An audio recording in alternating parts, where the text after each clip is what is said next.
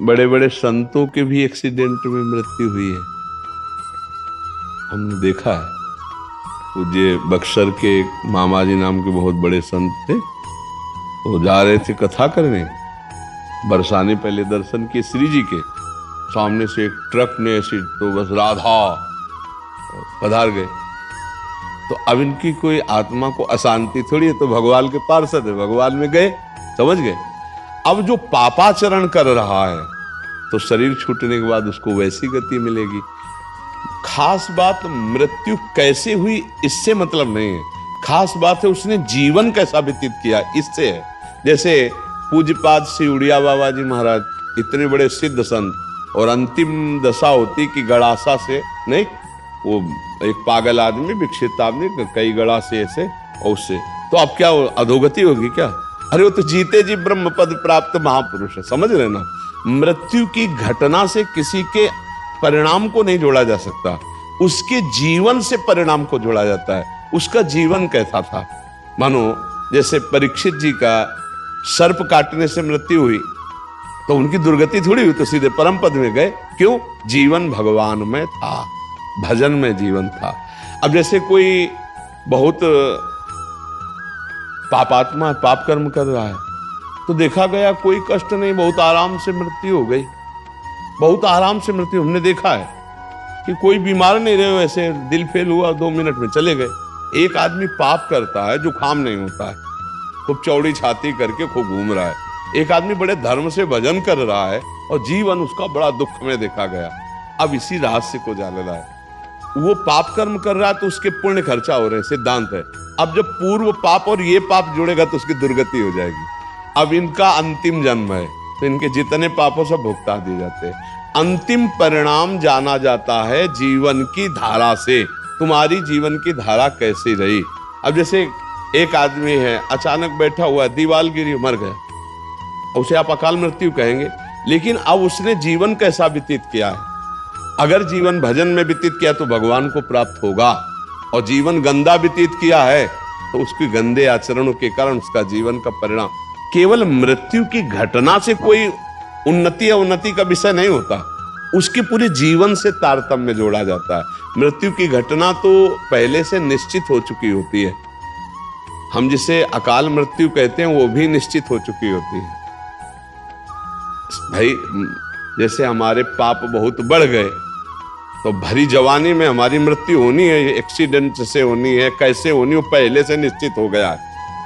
पूरा काल व्यतीत होकर के बुढ़ापे में मृत्यु होती तो बाल, अब जवानी में मर गया तो उसे अकाल मृत्यु कहेंगे। अब उतने में उसने क्या आचरण किया है, अगर वो सतधर्म किया, माता पिता की सेवा की, भजन किया और फिर मृत्यु हो जाती तो उसका कल्याण हो जाएगा।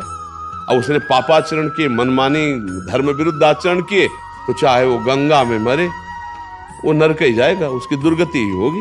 बात समझे? गोस्वामी तुलसीदास जी कह रहे, राम राम राम जी जौलो तू न जपी है, तौलो तू कहूं जाए तिहू ताप तपी है। सुरसर तीर, गंगा जी के तीर, बिन नीर दुख पाइए, सुरतर तरे तो दारी। इसीलिए हम कहते हैं राधा राधा राधा राधा राधा जपो। मृत्यु की घटना से किसी के जीवन का फाइनल नहीं किया जा सकता, उसके जीवन की धारा से उसके जीवन का फाइनल होता है। हाँ, अगर मृत्यु के समय न राम कृष्ण हरि नारायण कुछ निकल गया, अब फाइनल बदल जाएगा। पूरा जीवन पाप रहा, अंतिम में अगर राम हरि कृष्ण राधा निकल गया, अब तुम्हारा काम बन जाएगा। वहां देखा है, लेकिन घटना से कि उसकी ऐसी मृत्यु हुई तो उसकी दुर्गति हो सकती है, ऐसा नहीं हो सकता। ये पक्की बात है, आप समझ पा रहे हैं? जी गुरु जी, बहुत। अब बिटिया थी मेरी, 2 बेटी थी, 23-24 साल की, बहू थी 29 साल की, 1.5 साल की पोती थी। 7 साल हो गए गुरु जी, मन व्यतीत रहता है। हाँ, क्योंकि अपनापन होता है ना परिवार से।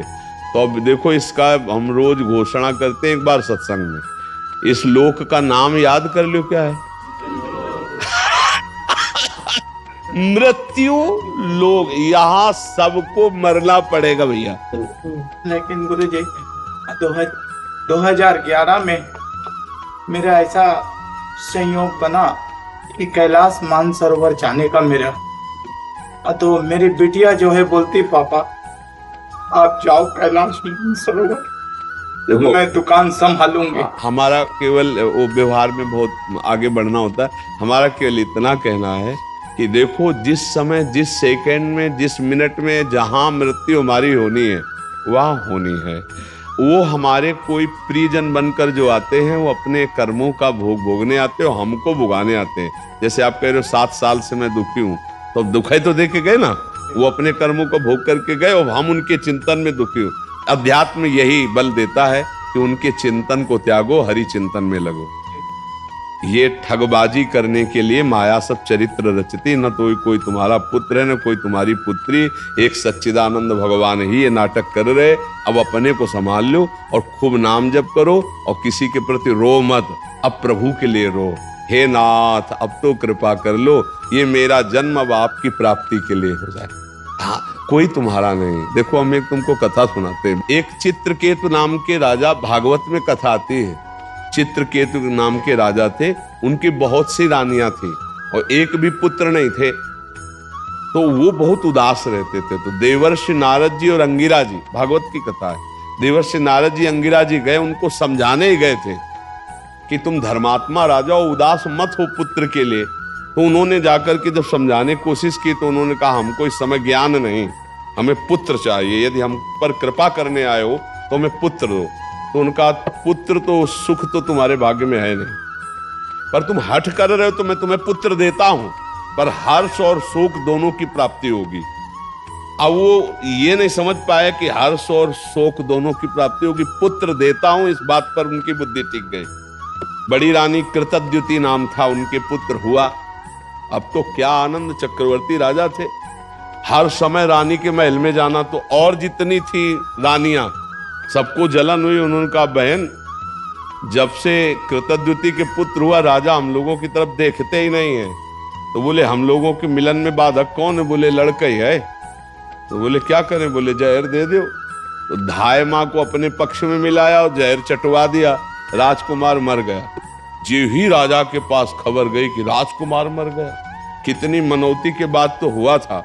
और वो रोते बिलखते आए, बहुत पैर पकड़ करके माथा बार बार जमीन में पटकने लगे। जब कोई धर्मात्मा दुखी होता है तो उसे संत संग दे दिया जाता है। जैसे आप आए हो ना, तो भगवान की कृपा से संग मिला है। जय गुरुदेव। अब मोय भा भरोसा हनुमंता, बिन हरि कृपा मिले नहीं संता। तो दुख का निवारण इससे।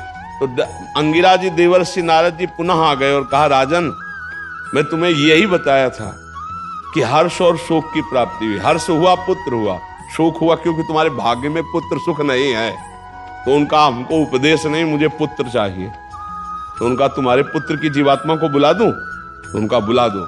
तो अब देवर्षि नारद जी तो सिद्ध मां को आकर्षण किया, तो यमपुरी से जो था वो आ गया जीवात्मा और आकाश में विराजमान है। देवर्षि नारद जी देख रहे हैं। कहा, देखो बच्चा, तुम्हारे पिताजी कितना रो रहे हैं, तुम इस शरीर में आ जाओ, हम आदेश करते। तो उनका, देवर्षि नारद जी, ये केवल अपने स्वार्थ के लिए रो रहा है। ये कई बार हमारा बेटा बन चुका है, कई बार पत्नी बन चुका है। मैं किसी का बेटा नहीं हूं, मैं अपने कर्म का भोग इसके यहां भोगने आया था, मैं जा रहा हूं। जो ही सुना चित्रकेतु ने, बोले, बेटा बोल रहा है हमारा? बोले, तुम्हारे बेटा की जीवात्मा बोल रही। उनका मोह दूर हो गया और फिर उन्होंने भजन करके भगवान को प्राप्त किया। तो भगवान ने तुम्हें मोह दूर करने के लिए भेजा है, तुम्हारा कोई नहीं है। हाँ, भगवान ने लीला करके आए थे। अब खूब नाम जप करो, मस्त रहो, चिंता मत करो, और तुमको भी जाना है। जय गुरुदेव।